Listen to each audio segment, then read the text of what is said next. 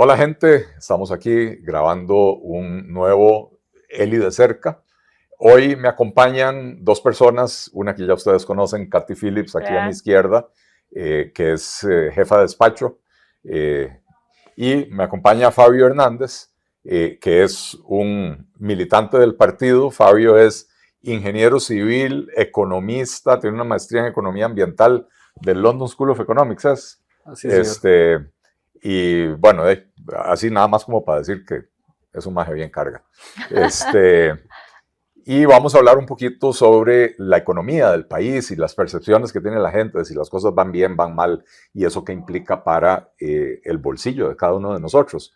Les recuerdo, si les gusta este contenido, compártanlo, pónganle, háganle el dedito para arriba. Si están en YouTube, toquen la campanita para que les aparezcan las notificaciones y compartan el material porque así nos ayudan a crecer. Arrancamos. ¿Quién Sí, quiere? yo. Dele, doña Katy. La idea de hoy, Eli, es que hablemos un poquito de cosas económicas, pero no como las hablamos aquí los economistas, muy elevado, que no se entiende, sino como traducir eso, qué significa, en forma que cualquier persona pueda entender de qué estamos hablando cuando hablamos de cifras económicas del país. Okay. Entonces, empecemos por el balance primario, que ha venido mejorando en los últimos años o hemos tenido ya 5 años seguidos de balance primario positivo.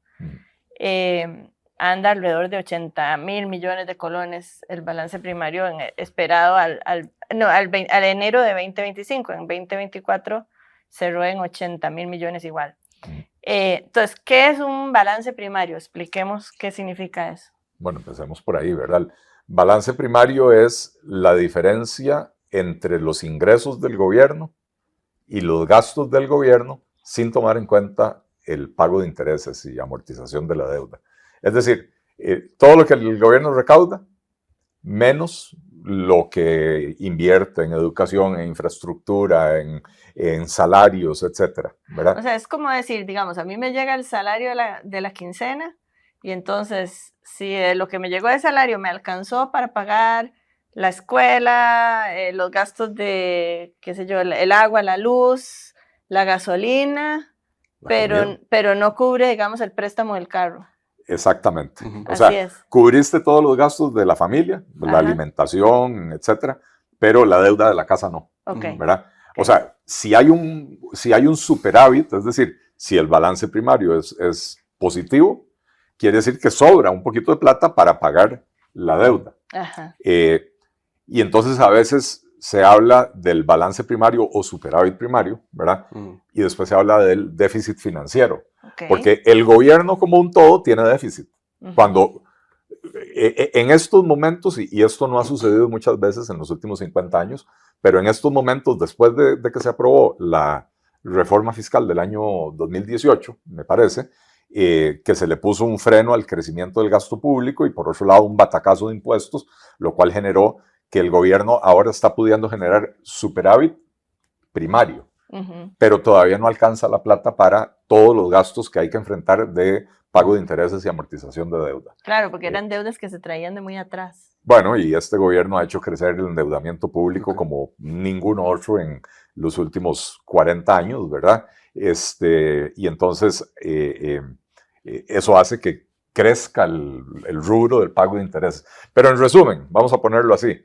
El gobierno recaudó 100, los gastos son 90, sin incluir el préstamo, pero de ahí resulta que el préstamo tenía que pagar 25. Entonces, al final, sobraron días en los gastos normales, pero faltaron 15, ¿verdad? Esos 10 más otros 15 para poder hacerle frente al crédito de la casa, por ejemplo. Okay.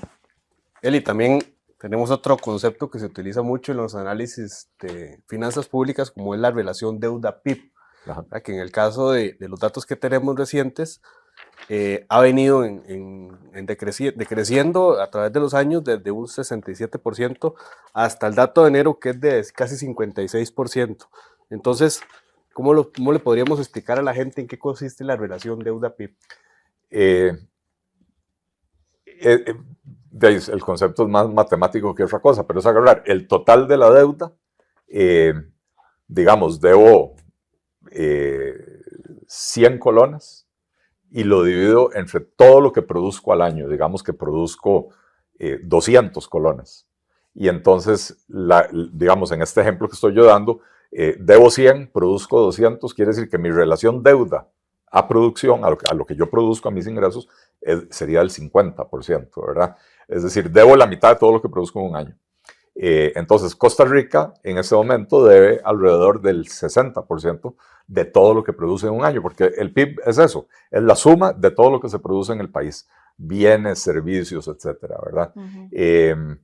Ahora, eso de que ha venido cayendo es, digamos, una ilusión óptica, porque para medir las cosas y poder compararlas año con año, todas las deudas se traducen a una misma moneda. Es decir, vos debes, bueno, el país debe una parte en euros, debe una parte en dólares, debe una parte en colones, hasta hay deudas en francos suizos y en yenes japoneses y qué sé yo. Entonces, todo eso se traduce al español, es decir, a colones, ¿verdad? Y se hace la suma total. Este gobierno se ha dedicado a hacer crecer la deuda, sobre todo la deuda externa, muchísimo, muchísimo. Y entonces, la deuda en dólares ha crecido en más de 10.000 millones de dólares, ¿verdad? Sin embargo, como hubo una apreciación del colón, es decir, como el tipo de cambio pasó de 700 al principio de este gobierno a menos de 500 que está hoy, y entonces ahí hay una reducción importantísima. Cuando usted agarra esos 10.000 millones de dólares y los traduce a colones, si los traduce a 700 le va a dar un monto. Si los traduce a 500, le va a dar un monto mucho más bajo. Entonces, como la relación deuda-PIB se calcula en colones, pareciera como que estamos menos endeudados, cuando la realidad es que la deuda en colones ha crecido. No recuerdo las cifras exactas, pero la deuda en colones desde que empezó este gobierno ha crecido tal vez en alrededor de un 5%. La deuda en dólares ha crecido en más de un 15%, tal vez hasta cerca de un 20%. Es decir, todas las deudas en diferentes monedas han crecido, pero cuando las traduce a colones, por el efecto del tipo de cambio, da la impresión de que se está reduciendo la deuda, cuando en realidad no se está reduciendo. Pero Eli, entonces eso es un poquito engañoso y peligroso, digamos, me parece Claro. a mí, porque es como decir que, ok, yo tengo un salario en colones, voy a ir porque quiero comprarme un carro X y resulta que el préstamo en dólares me toca pagar menos por mes. Entonces yo digo, qué bonito, me endeudo en dólares, pero mis ingresos son en colones. Correcto. El día de mañana se viene una subida del tipo de cambio, yo voy a quedar hasta aquí endeudada. Es correcto, es correcto. Si vos tenés, voy a decir, una cuota de $300 del carro, son, vamos a ver, números redondos, 250.000 colones. Pero si el tipo de cambio pasa de 500 a 600, de pronto ya no son 150.000 colones, van a ser 180.000 colones. Así es. ¿Verdad? Y ese es el gran riesgo que está asumiendo Costa Rica con esta política de este gobierno de hacer crecer la deuda externa. Por un lado, cuando entran los dólares de la deuda externa, alimentan la oferta de dólares y eso hace que el precio del dólar se desplome más. Pero por otro lado, está aumentando el riesgo cambiario. En cualquier momento, Dios libre, pero hay una pandemia, dejan de llegar los turistas, perdemos todo ese ingreso en dólares y el dólar se dispara y entonces la deuda del gobierno, la parte que está en dólares, la tiene que pagar en dólares. No se la puede pagar en colones al Fondo Monetario Internacional y entonces va a necesitar más colones para poder comprar los dólares para hacer ese pago, ¿verdad? Entonces, claro, es un riesgo grandísimo. Por eso es que los asesores financieros siempre les recomiendan a la gente, endeúdese en la moneda en la que usted gana, ¿verdad? Si usted gana en colones, asuma la deuda en colones, porque entonces usted se garantiza que proporcionalmente la cosa se le va a mantener estable. Si usted se endeuda en dólares cuando el dólar va bajando, maravilloso. Tal vez hoy estaba pagando 210.000 colones, los $300 a 700 colones, ¿verdad? Son 210.000 colones al mes. Y de pronto le bajó a 150.000 y la gente dice, uy, qué maravilla.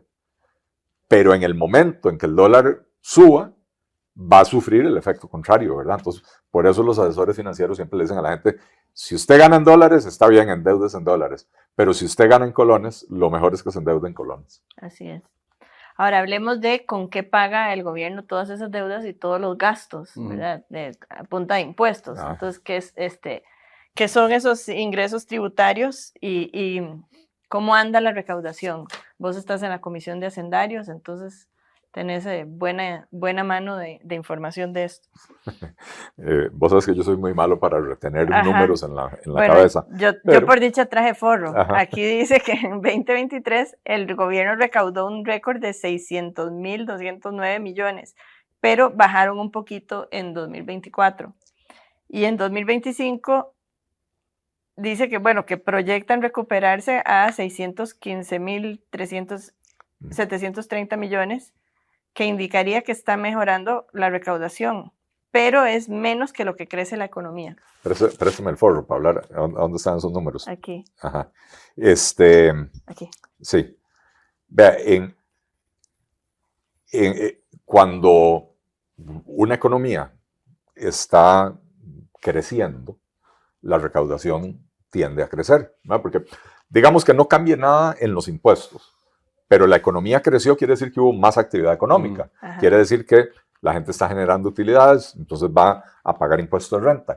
La gente está vendiendo bienes y servicios, van a pagar IVA, ¿verdad? Y entonces la recaudación aumenta. En el 2024, la recaudación disminuyó, ¿verdad? Y disminuyó principalmente en 3 rubros. Impuesto de renta, IVA y el marchamo. El marchamo disminuyó, aunque el gobierno anda diciendo que en 80.000 millones de colones, cuando usted compara cuánto recaudó en el 23 versus cuánto recaudó en el 24, cayó como en 30.000 millones de colones. Nosotros habíamos dicho que el marchamo iba a provocar una disminución de alrededor de 50.000 millones, o sea, la sobreestimamos, ¿verdad? Pero en renta y en IVA, las disminuciones fueron en los cientos de miles de millones de colones, ¿verdad? Y después hubo algunos otros rubros que más bien crecieron. Pero al final de cuentas, en el 2024, la recaudación cayó. Cayó en parte porque la economía no creció tan rápido como el gobierno había proyectado, aunque creció alrededor de un 4%, lo cual sigue siendo bueno, ¿verdad? Pero el efecto de la reforma fiscal ya está empezando a agotarse, ¿verdad?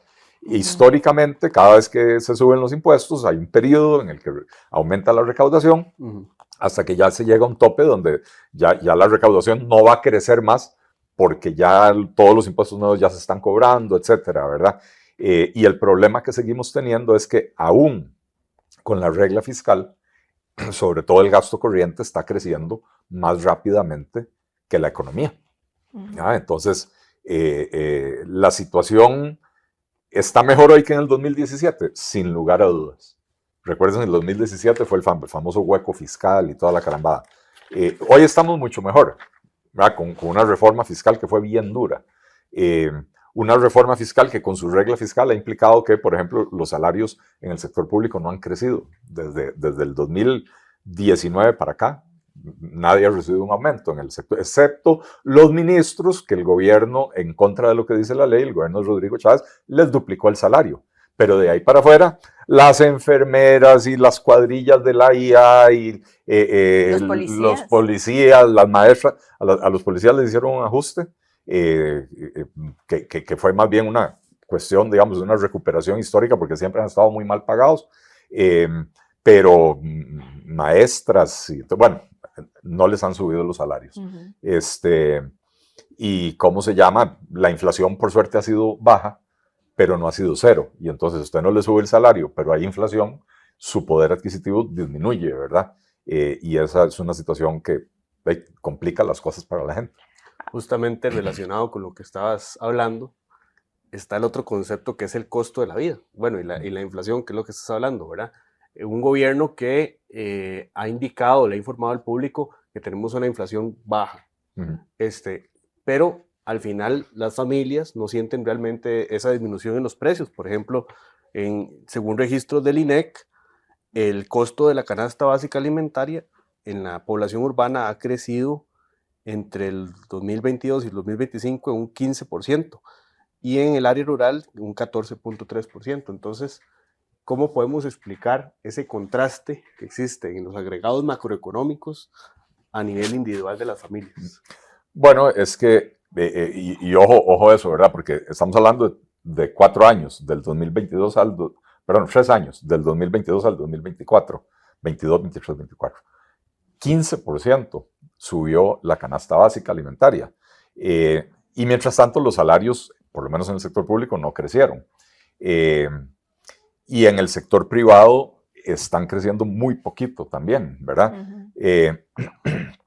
Los aumentos en los salarios mínimos en los últimos años no han llegado a superar el 2%, ¿verdad? Entonces, vea usted que los salarios crecen muy lentamente, pero los gastos o los costos crecen muy rápidamente. Eso está empobreciendo a la gente, ¿verdad? Entonces, a pesar de que la situación macro se ve bien, ¿verdad? Eso es como pasar con un helicóptero a 500 metros de altura y pasar encima de un maizal y decir, mira qué bonito se ve ese maizal. Y cuando aterrizas y bajas y te metes en el maizal, te das cuenta de que está seco, de que no está bien regado, de que las plantas están muriendo, que no sé qué. Porque una cosa es verlo a 500 metros de altura y otra cosa es verlo enfrente, ¿verdad? Y entonces la macro puede pintar muy bonita y aún así la gente no sentirlo tan bonito, ¿verdad? La parte del efecto se compensa porque con esta bajada del tipo de cambio, los productos importados vienen más baratos, ¿verdad? Voy a decir cualquier cosa, digamos que un kilo de maíz, ahora que hablamos de maíz, porque ya en Costa Rica los maizales no se ven, ¿verdad? Ya no se produce prácticamente nada de maíz. Digamos que un kilo de maíz cuesta $2. Bueno, cuando el dólar estaba a 700 colones, costaba 1.400 colones traerlo a Costa Rica. Ahora que está a 500, cuesta 1.000. Y entonces pueden ir y vender ese maíz más barato. Eso está teniendo, digamos, eso atenúa el índice de inflación, que es la medición, digamos, de cómo se comportan todos los precios en promedio. Pero cuando uno va y se fija que la canasta básica ha subido un 15%, y después, no sé si tenés ahí los datos, pero las cosas que han bajado son los combustibles, que el precio es en dólares porque no se produce en Costa Rica, los boletos aéreos, los paquetes de tours, los carros, etc. O sea, artículos de lujo es lo que ha bajado. Y los artículos de consumo básico es lo que más rápidamente está creciendo el precio. Al final, todo se promedia a que la inflación es muy baja. Pero vaya, dígale eso a una persona que tiene tal vez salario mínimo o, Dios libre, una pensión del régimen no contributivo de 82.000 colones al mes. Vaya, dígale que la inflación es fue del 0, algo por ciento o del 1%, cuando en la canasta básica esa persona sintió una inflación acumulada en 3 años del 15%, ¿verdad? Es que aquí tenemos algunos datos. Bueno, yo tengo el mismo forro que Fabio. Aquí tenemos algunos datos de productos específicos, ¿ves? Entonces vos ves, por ejemplo, los lácteos. Los lácteos, el precio en colones en mayo del 2022, bueno, no sé el precio de cuál lácteo, el precio promedio, me imagino, 6.587 y en 2025, 7.111. Lo importante es esta columna. Sí, con un aumento del casi el 8% en lácteos. Y estamos hablando que, ojo, los lácteos importados más bien se les han bajado los aranceles por el TLC. Sí. Pero aún así los precios están subiendo. Sí. Bueno, porque la mayor parte de los lácteos todavía son producidos nacionalmente, ¿verdad? Sí. Y los costos de producción siguen creciendo. Y eso es parte del problema. Decíamos antes, ¿verdad?, que si usted tiene ingresos en colones, mejor endeudes en colones. Muchas veces el problema del exportador es que produce en Costa Rica con costos en colones, pero cuando vende en dólares, porque es exportador. Y entonces sus ingresos están en colones, pero sus ingresos están en dólares, con lo cual vienen bajando por el tipo de cambio, pero sus costos están en colones y siguen subiendo con la inflación. Y entonces eso está apretujando al productor nacional. Ve las hortalizas, por ejemplo, y hortalizas estamos hablando tomates, lechugas, brócoli, coliflor. 58% han aumentado en 3 años. 54. 54%, estoy viéndole el forro. 54%, perdón, yo no veo bien. 54% han aumentado en 3 años. O sea, estás hablando que si pagabas 3.800 hace 3 años, hoy estás pagando 5.800. Así es. Eso es una barbaridad. Y es una barbaridad. O sea, sí, y digamos, en muchos de estos productos a veces hay fenómenos climáticos que afectan, los precios pueden ser muy estacionales, pero ya cuando uno está comparando 3 años para atrás, en el año uno agarra todas las temporadas, la temporada lluviosa, la temporada seca, etcétera, ¿verdad? Así es. Y efectivamente, esos artículos de consumo básico, ¿verdad? Como tubérculos, como hortalizas, como leguminosas, están creciendo a ritmos mucho más altos que el promedio de los demás bienes. Pero eso es lo que come la gente. Y la gente, como decís vos, o sea, esos son artículos de primera necesidad que están incrementando muchísimo más que la inflación, ¿verdad? En el orden del tubérculos y raíces 175%. Sí. O sea, eso es casi y 3 veces. Claro, y ningún salario de nadie ha aumentado eso. No, lo decías ahora, ¿verdad? Bueno, no solo los salarios no han aumentado y no han aumentado en esa magnitud, sino que a los economistas nos encanta hablar de los quintiles, ¿verdad? Es otro término que se tira para arriba y para abajo y la gente no tiene por qué entenderlo. Un quintil básicamente es una quinta parte de la población, un 20% de la población. Entonces, cuando uno dice el quintil de menores ingresos, estamos hablando de la gente más pobre del país. Se estima, bueno, la última vez que yo vi una cifra, que ya fue hace tal vez 3, 4 años, se estimaba que las personas en el quintil de más bajos ingresos del país destinan en promedio un 80% de sus ingresos a productos de la canasta básica, ¿verdad? Y entonces no es lo mismo ser una persona de clase media, media alta o clase alta, que la proporción de los ingresos que destina a la alimentación es mucho más baja, ¿verdad? Que ser una persona del 20% más pobre del país, que de hecho más o menos el 20% de la población está en condición de pobreza, está por debajo de la línea de pobreza.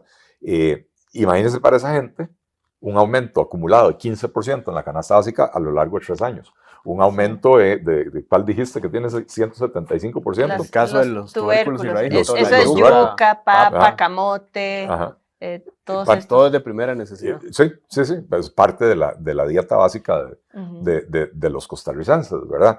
Y entonces, esta situación, por eso yo decía antes, los artículos que han bajado de precio, en su mayoría son artículos de lujo. Y en su mayoría son artículos importados que ni siquiera se producen en el país y por eso han bajado de precio, porque el dólar viene cayendo. Y los artículos que se producen acá y los artículos que consume la gente de menores ingresos son los que han tenido subidas de precios espantosas, ¿verdad? Y hay muchísimos factores. Ahí hay factores como que en Costa Rica seguimos teniendo regulaciones que dificultan la labor del agricultor. Por ejemplo, inscribir nuevos productos químicos, agroquímicos, fertilizantes, pesticidas, etcétera, inscribirlos en Costa Rica es prácticamente imposible. Y entonces en Costa Rica los agricultores están usando pesticidas de hace 20 o 25 años, que son mucho más contaminantes que los pesticidas más modernos, que se tienen que aplicar, además, así como cuando la gente toma antibióticos de manera irresponsable y la infección se vuelve resistente al antibiótico, las plagas también se vuelven resistentes cuando todos los años le aplican la misma carambada. Y entonces en Costa Rica seguimos usando los agroquímicos de hace 20 años porque es imposible inscribir nuevos agroquímicos, porque alguien se inventó un trámite que no solo es dificilísimo de cumplirlo, es tan costoso que ninguna empresa de estas multinacionales que producen agroquímicos como Bayer o Monsanto, la que sea, ¿verdad? Ninguna va a hacer esa inversión para un mercado tan pequeño como Costa Rica, cuando lo que deberíamos de estar haciendo es homologar la inscripción. Decir, ok, lugares responsables como la Unión Europea. Bueno, si el artículo ya fue aprobado en la Unión Europea, lo homologamos aquí en Costa Rica, en Australia, en Estados Unidos, en Nueva Zelanda, Sí. Listo, en Japón. Claro. Entonces, homologuemos acá. Por supuesto que no vamos a homologar lo que está inscrito en Nicaragua, nadie sabe cómo se hace en Nicaragua y si hay alguna seriedad en el proceso. Claro. Pero homologuemos, por ejemplo, la inscripción de los nuevos agroquímicos, lo cual va a implicar menores costos, menores cantidades de aplicación, menor contaminación ambiental, menores riesgos para el agricultor, el que se pone la mochila de químicos a la espalda y anda con un rociador así, respirando todo lo que está echando, ¿verdad? Pero de producir en Costa Rica es carísimo y además hay que pagar la caja y tenemos el salario mínimo más alto de América Latina, etc. Y entonces eso se refleja en cómo suben los costos de esos artículos. Eli, se nos acaba el tiempo, pero entonces tal vez en conclusión de toda esta mini clase de economía que dimos, hay un crecimiento, digamos, se ve un rumbo positivo de la economía a nivel general, pero hay gente que se está quedando atrás. Así es. Y necesitamos entonces políticas que les ayuden a estas personas porque además pareciera que son por esos números la gente más vulnerable, la que no se está viendo beneficiada con este crecimiento económico. Sí. Bueno, ahora estamos empezando a tener un problema mayor, ¿verdad? Que ya no es solo la gente de menores ingresos, sino que la gente que genera dólares, los agroexportadores, la industria turística, se la están viendo de cuadritos. Vean que ya llevamos 6 meses, septiembre, octubre, noviembre, diciembre, enero y febrero, en que cada mes han llegado al país menos turistas que en el mismo mes de un año antes. Y entonces, la buena noticia es la economía está creciendo a un ritmo relativamente sano, superior al promedio mundial, superior al promedio de la OCDE. Y entonces, cuando la economía crece, uno puede hacer buenas cosas, ¿verdad? Lo que pasa es que está creciendo de una forma muy dispareja. Las zonas francas están creciendo al 15 o el 20%, y lo que se llama la economía doméstica o el régimen definitivo, que otro término que les encanta usar a los colegas, está creciendo al 1 o 2%, ¿verdad? Entonces, hay que buscar formas de emparejar ese crecimiento y eso tiene que ver con simplificar trámites, como lo que estábamos hablando de la homologación con reducir la carga impositiva, en términos generales, bajar el costo de la vida, bajar los costos de producción del país, bajar el costo de la electricidad, etcétera, para que el productor nacional pueda ser más competitivo y tener mayores utilidades, con lo cual habrá mayor recaudación además, ¿verdad? Es decir, promover el crecimiento de la actividad económica doméstica, local, es bueno para el gobierno. Lo que pasa es que a veces en el Ministerio de Hacienda aparecen caballos de feria, ¿verdad? Que solo pueden ver para el frente, no pueden ver para los lados, y lo único que están viendo es, necesito subir los impuestos, necesito recaudar más para pagar salarios. Bueno, la mejor forma de poder recaudar más es que el crecimiento económico sea aún más robusto y que esté mejor distribuido. Bueno, vamos dándole fin a esta grabación, lamentablemente, porque, como siempre, yo tengo que bajar al plenario. Pero recuerden darle like, apretar la campanita, compartir este material. Nosotros lo subimos en YouTube, compartimos extractos en todas las redes sociales. Así que si nos ven en cualquiera de las redes, en TikTok, en Instagram, en Facebook, en Twitter, en donde sea, busquen el material en YouTube, puedan ver la conversación completa y compártanla para que más gente pueda escuchar nuestras propuestas. Chao. Chao. Gracias. Muchas gracias. Pura vida. Pura vida. Gracias por la oportunidad.